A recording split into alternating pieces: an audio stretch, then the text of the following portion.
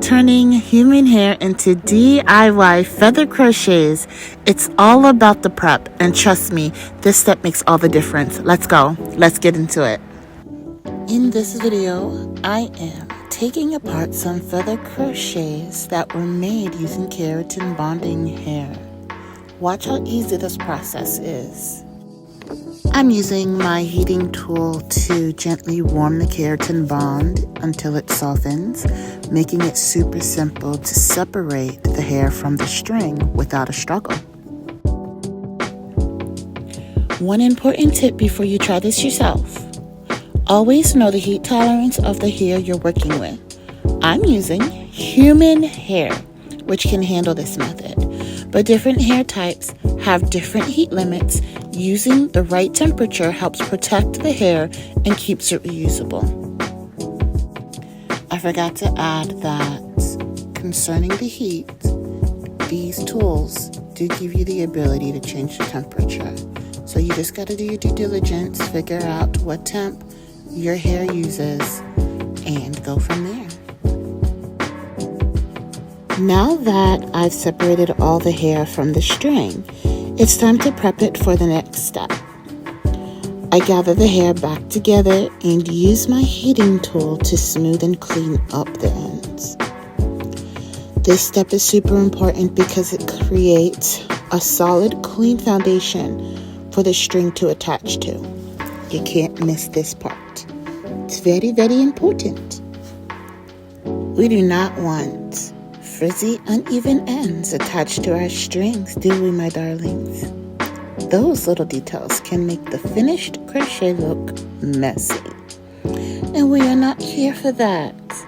We're going for a seamless, polished, and flawless feather crochet. So here, I'm taking each feather crochet one by one, gently heating the tip until it's nice and flat.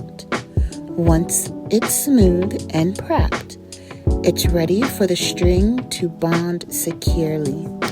And that's what helps create a clean, professional finish.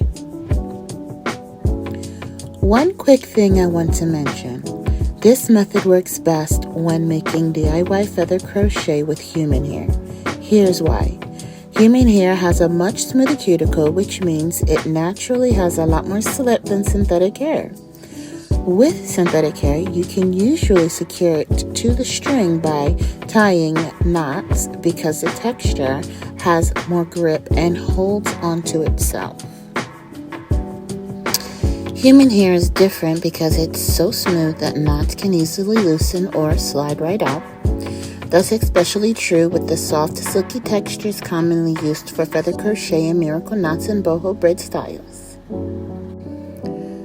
That's why I use this bonding method instead. It creates a much cleaner, more secure connection while keeping the feather crochet lightweight, polished, and durable. Very durable. Understanding the difference between human and synthetic hair is one of those little details that can completely change the quality of your finished work. Now that we've got all that out of the way, my lovelies, all that's left to do is give those tips a quick snip. Everything you've seen so far has been all about prepping the hair for the string and creating the perfect foundation for the DIY human hair feather crochets. In my next video, I'll show you exactly how I attach the string and bring everything together to create the finished feather crochet. Trust me, you won't want to miss that part. And if you found this video helpful, be sure to show it some love.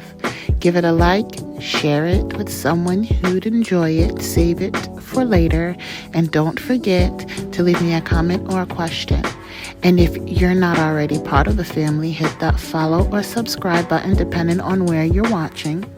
Until next time, love your life because you are deeply loved by God and you are beautifully made in His image. I'll see you in the next one. Bye.